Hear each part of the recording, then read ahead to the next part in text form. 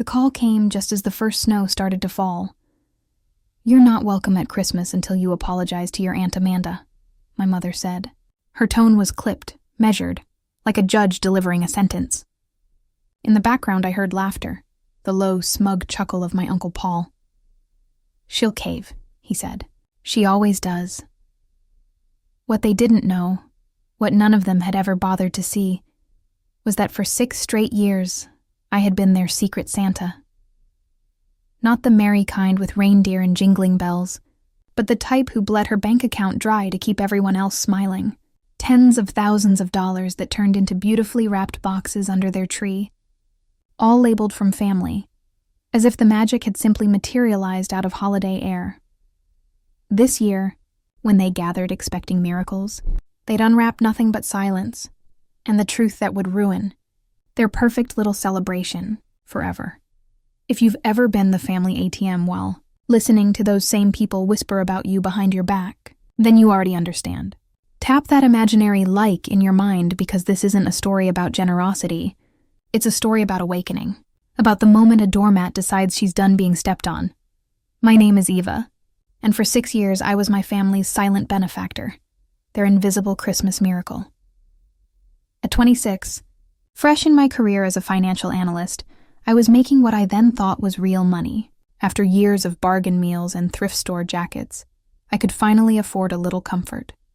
That's when the first call came, my mother's guilt polished to a fine art. "Eva, honey, you know how tight things are for your cousins this year," she said, stretching every word like it hurt to speak it. "Kevin lost his job again, and little Anna's been asking for that dollhouse. Maybe you could help, just this once?" I remember glancing around my tiny apartment. Bare walls, a secondhand sofa, not a decoration in sight, and thinking about the dollhouse I'd begged for as a child and never got. "Of course, Mom," I said automatically. "How much?" "Oh, just a couple $100, she said sweetly. That couple $100 became $800 before Christmas Eve even hit. By then I'd bought Anna her dream dollhouse, Kevin's son Joshua a bike, and thrown in cards and extras so no one felt forgotten. Watching Anna's eyes light up on Christmas morning made me feel that maybe this was what love looked like. Giving without expecting anything back. But here's the truth about kindness in a family of takers. It doesn't earn respect. It paints a target. They didn't see generosity. They saw opportunity. Year 2 came faster than I expected. Early November this time. "Eva," Mom began, all syrup and affection. "You made last Christmas so special. The kids still talk about it. Could you maybe work your magic again?" Your magic, as though it wasn't my overtime hours, my credit cards, my careful budgeting. I said yes, because that's what good daughters do. By the 3rd year, I didn't even get asked. I got sent lists, texts full of links. "Joshua wants these shoes. Marie needs new clothes. Amanda's been eyeing this purse. Maybe you can help." The messages always ended the same way, heart emoji, "Thank you in advance." And so I became the phantom benefactor behind every generous family gesture. They'd post photos on Facebook in matching pajamas, gifts piled high, captioned with things like "so blessed by each other's generosity." I'd scroll through those posts with numb fingers, not one mention of me, not one thank you. Worse, they joked about me. "Eva's too focused on work," they'd tease. "Probably doesn't know what joy feels like." They were right about one thing. I didn't feel joy anymore. Only exhaustion. 6 Christmases, roughly $15,000 a year, about $90,000 total that I would never get back. Yet I kept doing it, because I thought maybe the next holiday would be different. Maybe that next present would finally buy me belonging. But belonging was never for sale. Then came last November. The family group chat lit up like fireworks. Amanda was hosting this year in her brand new house, the one partly funded by a loan from me that had quietly vanished from memory. Messages flew in. "Mom, can't wait to see everyone." Uncle Paul, "I'll bring the wine." Amanda, "Going all out on decor. This will be the best Christmas yet." I typed back, "Can't wait. What should I bring?" The chat fell silent. Seconds ticked by. Then my phone rang. Eva. My mother's voice could have frozen water. "We need to talk." My stomach dropped. What's wrong? It's about Thanksgiving, she said. What you did to Amanda, the Thanksgiving incident. I'd quietly asked Amanda why she borrowed $300 for groceries when she'd just spent the dinner bragging about her weekend at the casino. She'd burst into tears, run to the bathroom, and stayed there for an hour while everyone glared at me. Mom, I asked a question. You embarrassed her, my mother said sharply. You made her feel terrible. She works hard, Eva. She deserves to have fun sometimes. Working hard? I echoed before I could stop myself. Amanda hadn't held a steady job since her 20s. You're not welcome at Christmas, Mom said flatly, cutting me off. Not until you apologize. A real apology. Not one of your clever little half ones. In the background came the confirming chorus. Paul's booming laugh. If she wants dinner, she knows what to do. Then my cousin Stephen's voice. She'll cave like always. Eva loves playing the victim. Playing the victim. The woman who'd secretly funded 6 Christmases was now the manipulator in their story. I hung up. The line went dead. That night, I sat staring at my dark phone screen, waiting. Surely anyone would text privately. A cousin, an aunt, somebody who'd say, "This is wrong. You've done so much for us." No one did. The silence hurt more than any insult. I barely slept for 3 nights. The 4th night something shifted, snapped clean as glass. I got up, turned on my laptop, and opened my financial records. 6 years of credit card statements glared back at me. Amazon receipts, Target orders, PayPal transfers, and store purchases.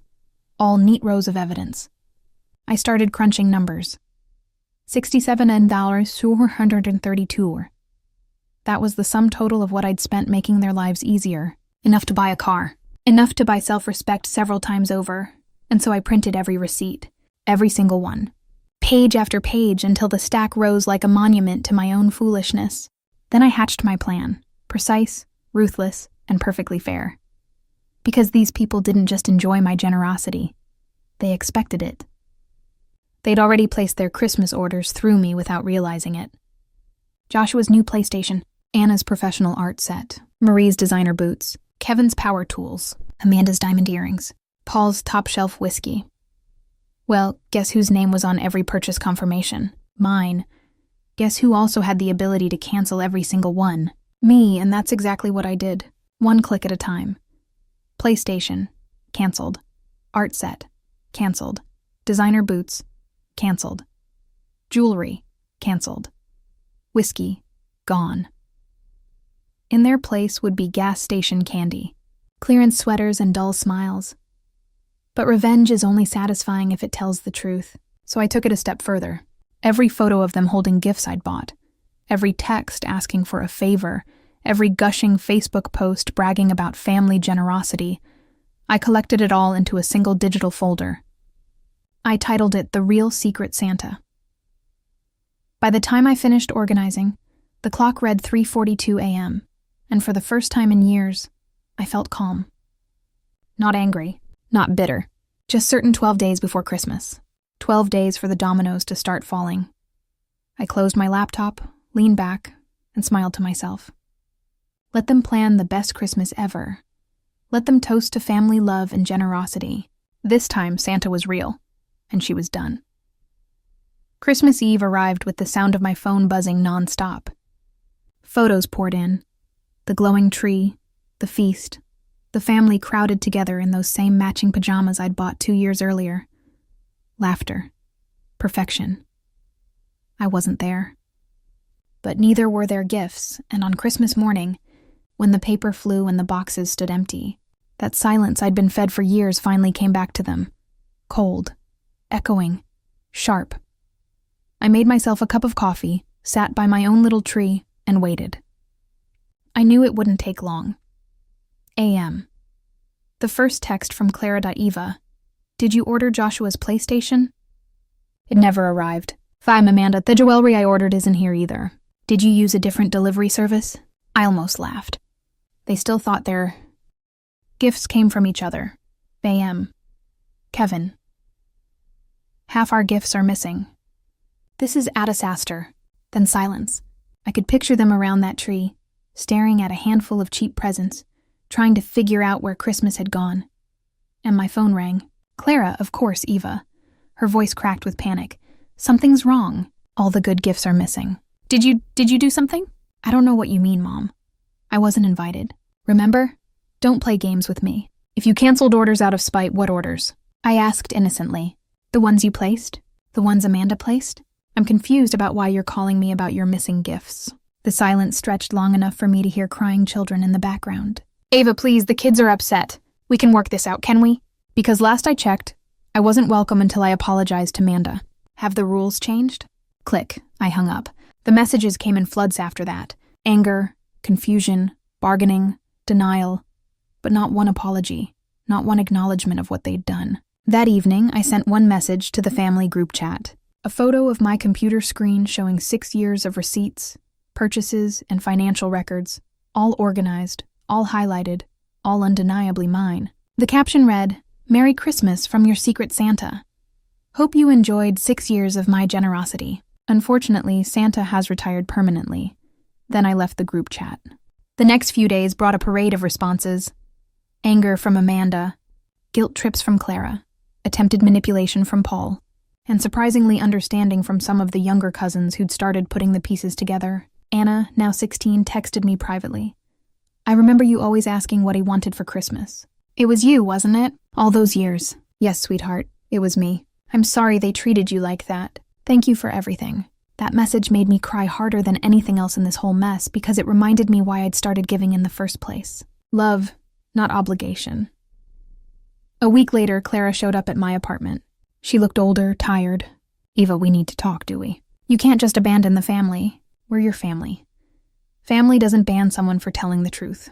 Mom, the family doesn't mock someone behind their back while taking their money. The family doesn't demand apologies for their own bad behavior."